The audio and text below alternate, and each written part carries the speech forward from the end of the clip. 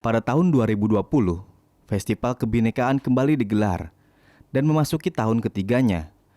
Digelar selama 4 hari, mulai tanggal 20 sampai 23 Februari 2020. Festival ini mengusung tema memperkuat toleransi dan merayakan keberagaman Indonesia. Hari pertama digelar di Gria Gusdur. Hari kedua dan ketiga berpusat di Wisma Rahmat Jemaat Ahmadiyah Indonesia. Dan hari keempat digelar di tempat terbuka di Taman Surapati dan sekitarnya. Pada episode ini, kita akan mendengarkan paparan dari pemuda Ahmadiyah dengan judul Ahmadiyah Kelahiran Kembali dari Islam. Dan sekali lagi saya panggil dari perwakilan pemuda Ahmadiyah atau dari kelompok Ahmadiyah, Mas Aulia Ahmad, Ifat Aulia Ahmad. Ya, ini ya. Ya, boleh berdiri biar kelihatan. Nah, ini dari kelompok Ahmadiyah, Mas Ifat Aulia Ahmad. Alhamdulillah pada sore hari ini kita semua diberi karunia untuk hadir di sini untuk sama-sama berbagi sharing tentang keyakinan dan kepercayaan kita masing-masing. Alhamdulillah juga pada hari ini saya ditunjuk oleh pimpinan saya untuk memberikan presentasi terkait Ahmadiyah. Jadi saya memberikan tema besarnya atau judul bahkan dari presentasi saya dengan nama Ahmadiyah The Renaissance of Islam. Jadi sebenarnya saya bahasa Inggris, cuma saya akan terangkan dalam bahasa Indonesia. Mungkin jika teman-teman mendengar kata Renaissance, teman-teman semua akan pikirannya akan terpacu ulang kepada gerakan kelahiran kembali semangat ilmiah, semangat kultural, dan semangat peradaban di Eropa pada abad 14 sampai abad 17 Masehi. Ini ketika orang-orang Eropa setelah tidur lama sepanjang Middle Ages, sepanjang abad pertengahan, kembali menemukan warisan saintifik dari leluhur mereka orang-orang Yunani, baik pada zaman pre-Sokratik, sebelum Sokrates maupun pasca Sokrates. Kata Renaissance sendiri dari bahasa Perancis sebenarnya diserap dalam bahasa Inggris. Asal katanya adalah naissance, merupakan nominat infinitif kata benda dari verba naître, lahir. Sedangkan re artinya kembali. Jadi Renaissance adalah kelahiran kembali. Nah, dalam konteks ini saya akan menerangkan Ahmadiyah sebagai kelahiran kembali dari Islam. Jadi Ahmadiyah tidak terpisah dari Islam, melainkan Ahmadiyah adalah kelahiran ulang, kelahiran kembali dari Islam. Bagaimana konteksnya nanti kita akan bahas. Seperti itu. Jadi saya menerangkan alasan proximate mengapa Ahmadiyah harus ada seperti itu. Saya tidak akan masuk terlalu jauh secara teknis apa dan bagaimana Ahmadiyah itu nanti di belakang. Sebenarnya saya akan memberikan latar belakang religio historis tentang Islam, lalu nanti kita masuk ke Ahmadiyah. Para sejarawan sepakat bahwa kelahiran Islam pada masa late antiquity, jadi jika teman-teman baca sejarah itu dibagi menjadi beberapa epoch. Ada prehistory, ada protohistory, ada classical antiquity, ada late antiquity, kemudian middle ages, kemudian ada early modern period sampai sekarang modern period seperti itu. Nah, kelahiran Islam pada abad ke-7 Masehi yang merupakan di zaman akhir late antiquity. Jadi late antiquity itu dicirikan setelah kehancuran Western Roman Empire. Jadi pada abad ketiga Kaisar Diocletian membagi kerajaan Romawi menjadi dua, barat dan timur.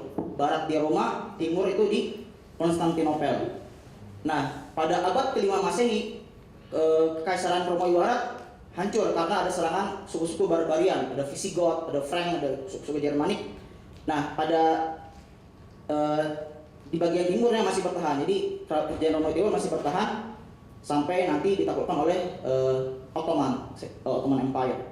Nah, kelahiran Islam disepakati oleh para ahli sejarah, baik yang tradisional maupun modern, sebagai suatu event sejarah, event historis yang mengubah jalurnya sejarah ke depannya seperti itu. Ada dua teori mengapa Islam lahir. Pertama adalah teori out of Arabia.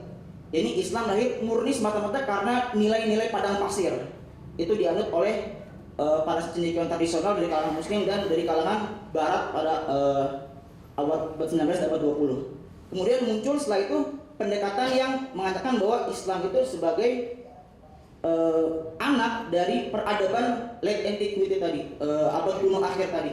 Ya, ini campuran dari ancient Orient, dari kebudayaan timur kuno berupa kebudayaan Yahudi, kemudian dari classical antiquity dari sudut pandang sainsnya, dari Roman and Greek culture, kemudian juga Christianity dari sudut pandang cult atau peribadatan dan mistismenya seperti itu.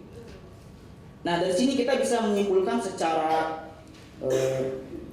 aman gitu ya, bahwa Islam memang lahir dari nilai-nilai original yang dibawakan oleh Nabi Muhammad SAW. Kemudian nilai-nilai yang diajarkan beliau ini bertindak sebagai driving force, sebagai kekuatan penggerak bagi umat Islam untuk mewarisi peradaban-peradaban yang sudah existing waktu itu di Near East atau di Timur Dekat seperti itu.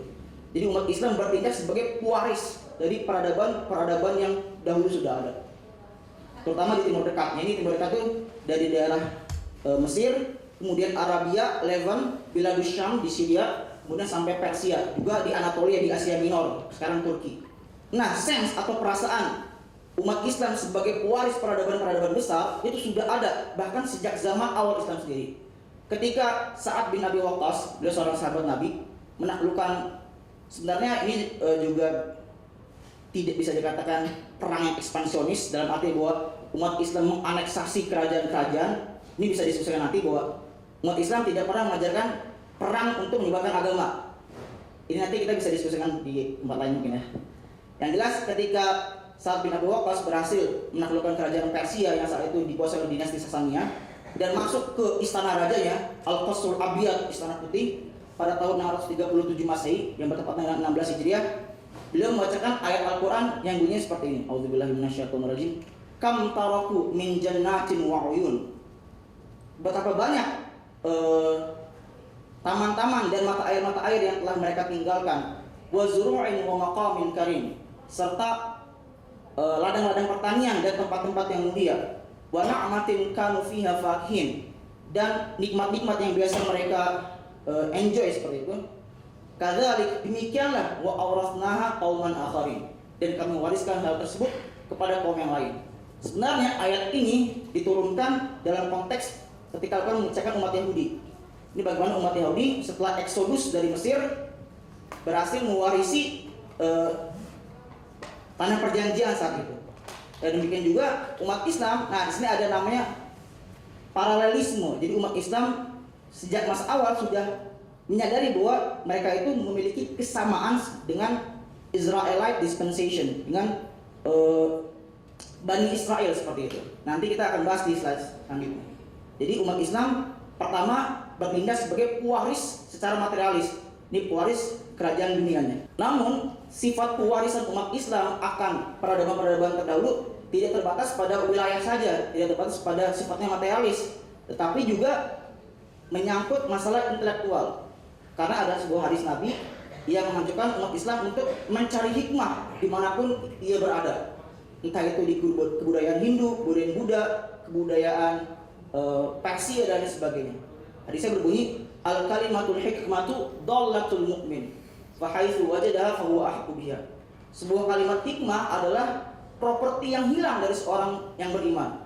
Lantas di mana saja dia menemukannya, dialah yang paling berhak untuknya. Oleh karena itu kita mengenal bahwa ada namanya Islamic Golden Age, yakni abad keemasan Islam, di mana para ilmuwan Islam kita bisa kenal Ibnu Sina, Al-Farabi, Abu Nasr Al-Farabi, Abu Bakar Ar-Razi, kemudian ada Al-Kindi, ada Ibnu Rus dan sebagainya. Itu merajai sampai 5 abad setelah lahirnya Islam.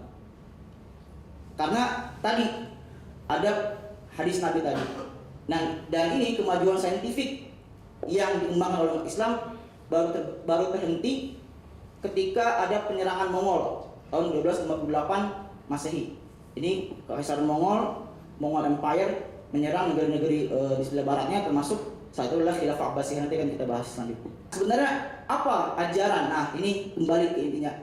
Apa ajaran yang bisa membuat umat Islam mewarisi peradaban yang begitu besar tadi? Dari yang tadinya dari humble beginning, dari suatu awal yang hina-hina di padang belantara Arab, bisa keluar dan mewarisi peradaban besar di Timur Dekat saat itu. Nah, ajarannya adalah ajaran Islam yang dibawa oleh Nabi Muhammad SAW. Dan untuk mengajarkan ajaran Islam ini, beliau harus menanggung persekusi yang sedemikian rupa 13 tahun beliau di Mekah, sahabat beliau dibunuhi, beliau ketika sujud ditimpakan dengan tai onta dan lain sebagainya. Sampai kewafatan beliau pun harus menanggung tadi persekusi, siksaan, hinaan dan lain sebagainya. Nah, apa sebenarnya ajaran Islam yang untuk menyebarkannya Nabi Muhammad SAW sampai berjuang sedemikian keras sehingga dikatakan bahwa tidak ada nabi pun yang penderitaannya tidak dirasakan oleh Nabi Muhammad SAW. Ini adalah ajarannya. Jadi ajaran Islam adalah puncak evolusi dari ajaran semua agama. Le sommet de la révolution religieuse. Itu bahasa Prancis tadi. Masa biasa semangat ya. Lah puncak dari evolusi agama-agama dunia. Jadi Islam tidak melakukan atau mendakwakan monopoli agama, tidak mengatakan Islam adalah agama yang paling benar, tapi Islam adalah agama yang merangkum kebenaran dari semua agama. Seperti itu. Jadi salah jika mengatakan bahwa orang Kristen itu salah semuanya, orang Buddha salah semuanya, orang Hindu salah semua. Islam tidak pernah mengajarkan seperti itu. Islam menghimpun jami' dari semua kebenaran yang ada dalam agama-agama besar dunia. Jemaat Ahmadiyah mengakui bahwa tidak ada perbedaan antara agama samawi dan agama ardi, agama langit dan bumi. Semua agama yang besar, yang mengikutnya jutaan di seluruh dunia, itu semata-mata dibawa oleh para nabi-nabi Tuhan yang dapat wahyu ilahi dan diutus menjadi suri tauladan bagi umat manusia. Tadi saya katakan ada ayatnya. Ayatnya bunyi seperti ini. Bala man aslama wajhahu lillahi wa huwa muhsinun falahu ajruhu 'inda rabbih wala khaufun 'alaihim wala hum yahzanun. Nah, ini dalam ayat ini ada 3 tingkatan spiritualitas manusia. Inilah inti dari ajaran Islam, inti dari segala inti, core of the core. Inti dari segala inti. Tingkatan pertama itu terangkum dalam frasa bala man aslama wajhahu lillah. Benarlah barang siapa yang menyerahkan wajahnya seutuhnya kepada Allah. Nah, ini merupakan derajat fana. Apa itu fana? Fana itu adalah ketika seseorang itu benar-benar melepaskan segala hawa nafsunya, dia benar-benar kosong dan dia benar-benar mati dari dirinya sendiri. Itu adalah fana. Kemudian setelah itu masuk ke tingkatan wa huwa muhsin, dan dia menjadi orang yang berbuat baik. Nah, ini dia masuk pada tingkatan baqa. Artinya secara harfiah kekekalan. Apa itu tingkatan baqa? Artinya adalah tingkatan ketika cinta manusia berbalas dengan cinta Tuhan. Jadi cinta manusia yang maskulin berbalas dengan cinta Tuhan yang feminin, sehingga melahirkan suatu entitas baru yang bernama Ruhul Kudus. Jadi dalam Islam ada juga trinitas, tapi trinitasnya seperti ini, trinitas Islami. Jadi ketika seorang manusia benar-benar cinta dan takut kepada Tuhan, Tuhan pun membalas cintanya sehingga lahirlah seorang bayi baru dalam tanda kutip gitu ya, suatu entitas baru yang namanya Ruhul Kudus, Roh Suci, dan dia dibekali dengan namanya Quwwati Qudsiyah, kekuatan untuk menyucikan orang lain juga. Nah, kemudian dia naik ke atas ini ke tingkatan liqa, dan dia benar-benar bertemu dengan Tuhan. Nah, ketika dia bertemu dengan Tuhan ini, dia merealisasi jati dirinya sebagai manusia. Ini adalah tingkatan terakhir, puncak rasionalitas manusia itu di tingkatan liqa ini. Ketika dia sudah sampai pada tingkatan liqa, dia disebut dalam terminologi lain sebagai al-insanul kamil, sebagai manusia yang sempurna, sebagai manusia yang sudah merealisasi kemanusiaannya. Kemudian setelah itu dia juga disebut sebagai khalifah, artinya seorang wakil Tuhan yang menjembatani antara alam Tuhan dan alam manusia. Itu adalah konteks dia sebagai khalifah. Manusia sebagai khalifah. Nah, umat Islam datang ke dunia itu ditugaskan sebagai khalifah di muka bumi. Nah, konteksnya adalah ayat yang ada di sini, ini tsumma ja'alnakum khala'ifa fil ardi min ba'dihim linanzura kaifa ta'malun. Kami jadikan kalian umat Islam sebagai khalifah di muka bumi setelah mereka, supaya kami dapat melihat bagaimana kalian beramal. Nah, ada paralelisme, ini ada kesamaan ketika Al-Qur'an menyebutkan juga tentang umat Yahudi. Jadi umat Yahudi juga disebut sebagai khalifah. Qala 'asa rabbukum an yuhlika 'aduwwakum wa yastakhlifakum fil ardi fayanzura kaifa ta'malun.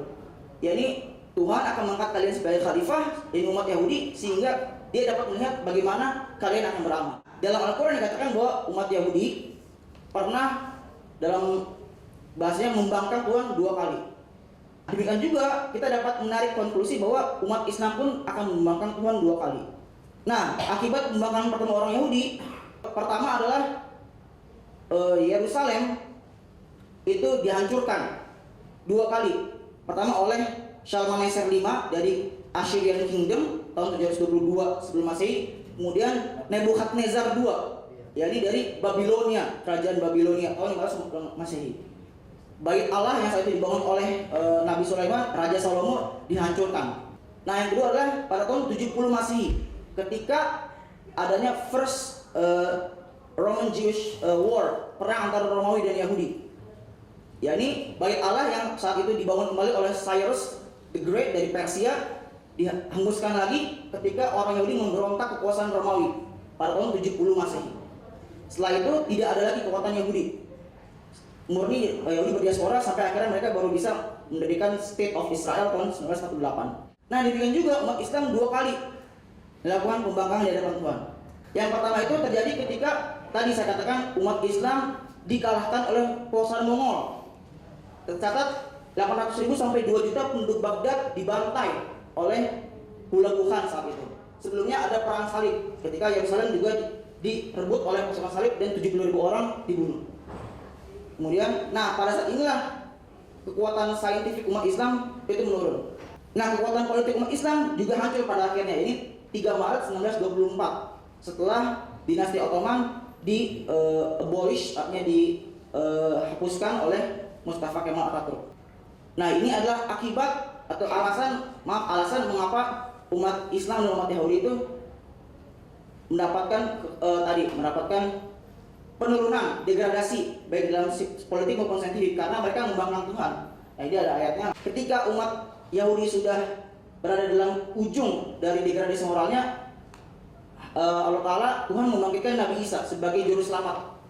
Demikian juga ketika umat Islam pada akhir zaman sudah turun, sudah mengalami degradasi moral, Allah Ta'ala juga membangkitkan juru selamat. Nah, dalam keyakinan kami, Redeemer atau pembebas juru selamat bagi umat Islam itu adalah pendiri Jamaah Muslim Ahmadiyah ini, Hadrat Mirza Ghulam Ahmad alaihissalam.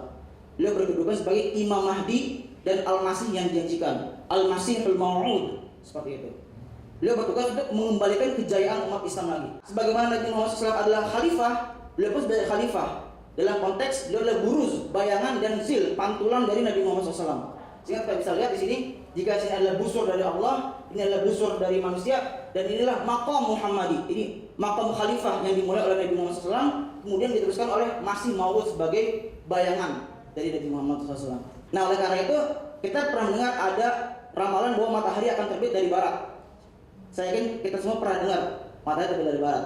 Nah, dalam pandangan Ahmadiyah ini adalah nubuatan yang sifatnya metaforis. Di sini beliau mengatakan, jadi begini, kalau kita ibaratkan matahari, itu adalah matahari Islam. Ketika matahari Islam dia naik dari timur, terus dia di ufuk barat terbenam. Maaf gini ya harusnya. Dia terbenam di ufuk barat. Nah, kehadiran Hadrat Mirza Ghulam Ahmad sebagai Imam Mahdi dan Al-Masih yang dijanjikan itu bertugas untuk mengangkat lagi matahari yang sudah hampir terbenam di pucuk di ufuk baratnya ke atas. Jadi jika ibaratnya seperti ini, nah kemudian matahari Islam terbit lagi seperti itu. Jadi seolah-olah matahari itu terbit dari barat, maksudnya seperti itu. Beliau bersabda, "Walladzi radda bi syamsil islami ba'da madanatsil ghurub." Dialah yang telah mengembalikan matahari Islam setelah tadinya hampir terbenam. Faka'annaha tala'at min maghribiha wa tajallat lil qalibin. Seolah-olah ia terbit lagi dari barat dan tampak kembali bagi para pencari. Setelah beliau wafat, silsilah kepemimpinan dalam Islam Ahmadiyah diteruskan oleh para khalifah. Sekarang sudah sampai khalifah kelima, ini Hadrat Mirza Masrur Ahmad. Khalifah Ahmadiyah, khilafah Ahmadiyah, khilafah yang sama tadi seperti orisinalnya, benar-benar murni spiritual keagamaan, bukan teritorial atau politik. Ahmadiyah bertugas untuk mengembalikan Islamic Golden Age tadi, mencetak orang-orang dengan pemikiran-pemikiran yang hebat, seperti misalkan Saifullah Khan. Beliau itu mantan orang PBB, mantan salah satu ketua sidang umum PBB. Kemudian ada Profesor Dr. Abdul Salam, yakni seorang Muslim pertama yang meraih Nobel Fisika tahun 1979. Dan ini masih banyak lagi sebenarnya, ini hanya 2 orang yang paling prominent, 2 orang yang paling terkenal gitu. Sebenarnya masih sangat banyak di setiap negara ada, termasuk saya insya Allah. Amin. Nah, ini daftar pustaka. Saya menggunakan 15 daftar pustaka. Bibliografi, sebelahnya. Terakhir, merci beaucoup à vous. Terima kasih banyak. Assalamualaikum warahmatullahi wabarakatuh.